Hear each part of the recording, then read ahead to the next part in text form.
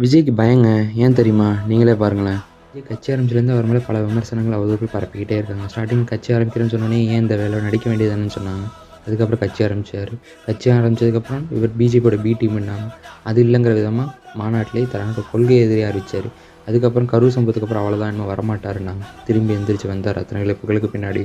அதுக்கடுத்து சிபிஐலாம் மிரட்டிட்டாங்க, பயந்துட்டாருன்னாரு. திரும்பி அதே சிபிஐ வாசலில் கையை காட்டி பிரச்சாரம் பண்ணி ஆரம்பித்து அங்கேருந்து வந்தார். திரும்பி அவ்வளோதான் சிபிஐ மிரட்டல்னால என்டிஏக்கு போயிடுவார். என்டிஏக்கு போப்பாண்ட தனித்து தான் போட்டி போடுவேன்னாரு. தனித்து போட்டி போகிற அளவுக்கு இவருக்கு எத்தனை பேர் இருக்காங்க? 10 பேர் 20 பேர் இருப்பாங்களா? ஆளே இல்லைன்னாங்க, விமர்சனம் பண்ணாங்க.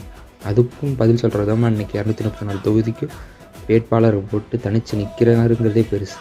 அவர் ஜெயிக்கிறாரோ தூக்குறாரோ அது பெரிய விஷயம் இல்லைங்க. ஆனால் ஆலமரம்னு சொல்லி கூட அத்தனை பேரையும் தாண்டி இன்றைக்கி எதிர்த்து சமாளித்து இன்றைக்கி வந்து பல விமர்சனங்களையும் தாண்டி 234 வேட்பாளர்களும் போட்டு இன்றைக்கி வந்து நிற்கிறாரு. நாளைக்கு பிரச்சாரம் பண்ண போகிறாரு.